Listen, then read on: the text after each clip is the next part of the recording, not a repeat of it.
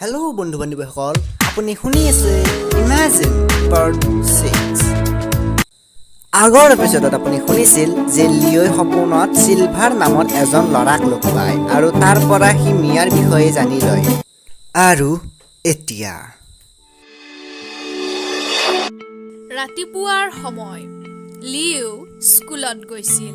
শিক্ষকে ছাত্ৰ-ছাত্ৰীসকলক ক'লে, ছাত্ৰ-ছাত্ৰীসকল, তোমালোকে নিউজ দেখিছানে নাই? দেখিছো ছাৰ। নিউজত কি খবৰ বেছিকৈ চলি আছে? স্পেচিপ এখন দেখা গৈছে ছাৰ। দুখৰ কথা এই যে পৃথিৱী ধ্বংস হ'বলৈ যাই আছে। তাতকৈ আমি স্পেচিপখন চাই মৰিম। তোমালোকে যাবানে মোৰ লগত সেই ঠাইলৈ য'ত স্পেচিপখন আগেই ক্ৰেছ হ'ব? ঠিক আছে ছাৰ, আমি মা-দেউতাক সুধি আহিম। লিঅ'ই ঘৰত আহি মাকক সকলো কথা ক'লে। মাকে ক'লে, মই নিউজ চাইছোঁ আৰু পৃথিৱী ধ্বংসটো হ'বই। আমি ঘৰৰ পৰিয়ালৰ সকলোৱে মিলিজুলি শেষৰ সময়খিনি কটাম। কিন্তু লিঅ'ই নামানিলে আৰু মাকক জোৰ কৰি যাবলৈ অনুমতি বিচাৰিলে। অৱশেষত মাকে তাক যাবলৈ অনুমতি দিলে।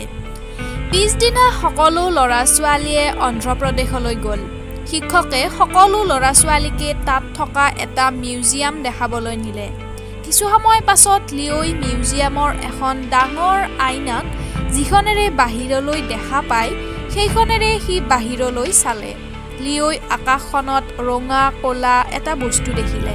লিঅ'ই ভয়তে ক'লে, আহি পালেই, কি হ'ব এতিয়া?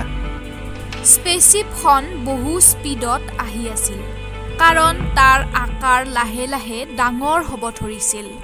লিঅ'ৰ চকু নীলা হৈ জ্বলিবলৈ ধৰে আৰু লিঅ'ই জঁপিয়াই আইনা ভাঙি আকাশলৈ উৰি গ'ল। বহু দূৰ উৰাৰ পাছত স্পেচিপখন লিঅ'ৰ আগত আছিল। লিঅ'ই স্পেচিপখন ঠেলিব ধৰে। স্পেচিপখনৰ গতি কিলোমিটাৰ/ছেকেণ্ড আছিল। লিঅ'ৰ বহু কষ্ট কৰিও একো হোৱা নাছিল। লিঅ'ই চকু বন্ধ কৰি দিলে আৰু সি চিলভাৰক দেখা পালে। চিলভাৰে লিঅ'ৰ ফালে চাই হাঁহি এটা মাৰে আৰু লিঅ'ই চকু মেলি দিয়ে।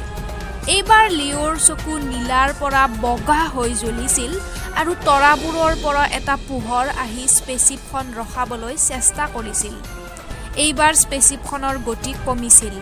সূৰ্য, এটা তৰা আৰু সূৰ্যৰ পৰা এটা ডাঙৰ আৰু গৰম পোহৰ স্পেচিপখনত পৰিছিল আৰু 6-4 ছেকেণ্ডত স্পেচিপখনত ডাঙৰ ফুটা এটা হয় আৰু লিঅ'ই স্পেচিপখনক এৰি দূৰলৈ আহে আৰু স্পেচিপখন ব্লাষ্ট হৈ ফাটি যায় আৰু তাৰ পোহৰে লিঅ'ৰ চকু চাপ মাৰি ধৰে। লিঅ'ই পোহৰ কমাৰ পাছত চকু মেলে। সি মিয়াৰ দেউতাকৰ লেবৰেটৰীত কম্পিউটাৰৰ আগত আছিল। তাৰিখ আছিল 16/2/2019। লিঅ'ই চক খাই ৰয়। সি তাড়াতাড়ি কম্পিউটাৰটো চালে। ভিডিঅ'টো এতিয়া নাছিল, সকলো আগৰ দৰে হৈছিল। লিঅ'ই ঘৰত আহি ভাত খাই টোপনি গ'ল। এইবাৰো তাৰ সপোনত চিলভাৰ আহিল। তুমি জয় হলা। কি? মই বুজা নাই, একো বুজি পোৱা নাই। কি হৈ আছে মোৰ লগত? তৰাবোৰে কিয় মোক সহায় কৰিলে? তুমি সকলোতকৈ বেলেগ। তোমাৰ এটা অলৌকিক শক্তি আছে। সকলো সময়ত তোমাৰ লগত শক্তি নাথাকে। যেতিয়া প্ৰয়োজন তেতিয়া শক্তি নিজে নিজে আহিব আৰু শক্তি থকাৰ সময়ত যি কাম তুমি কৰা সেইটো সকলো মানুহে পাহৰি যাব। যদি তুমি এজন মানুহক হত্যা কৰা তেতিয়া সেই মানুহজনৰ পৰিচয় অতীত, বৰ্তমান আৰু ভৱিষ্যতৰ পৰা নোহোৱা হৈ যাব। আৰু তৰাবোৰ? চিলভাৰে লিঅ'ৰ হাতত ধৰিলে। লিঅ'ই হাতখন চালে আৰু লিঅ'ৰ হাতত এটা বগা মণি আছিল। এইটোৰ কাৰণে মই আছো। তোমাৰ মনত আছে দেউতাই দিয়া বাকচটো? তাত কি আছিল? তাত এইটো আছিল। যেতিয়া তুমি বাকচটো খুলিলা তুমি নোচোৱাকৈ তাত হাত দিছিলা আৰু এইটো তোমাৰ শৰীৰৰ লগত মিলি যায়। লিঅ'ই ক'লে, আৰু ইয়াৰ ব্যৱহাৰ যোনে কৰে সি তোমাক দেখিব সপোনত। যাৰ শৰীৰৰ লগত এইটো মিলি যায় সি সপোনত মোক দেখিব। আৰু এতিয়া কি? মই সময়ৰ পাছত আহিছো নে মোৰ ভ্ৰম হৈছে?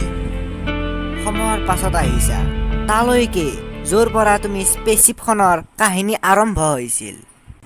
আৰু সেইদিনা কি হৈছিল? যদি আপোনাৰ এই কাহিনীটো শুনি ভাল লাগিল তেনেহ'লে লাইক কৰক, শ্বেয়াৰ কৰক আৰু ইয়াৰ পাৰ্ট 7 শুনিবলৈ ছাবস্ক্ৰাইব কৰক আমাৰ channel. What you know about rolling down in the deep? When your brain goes numb, you can call that mental freeze. When these people talk too much, put that shit in slow motion. Yeah, I feel like an astronaut in the ocean. Ay.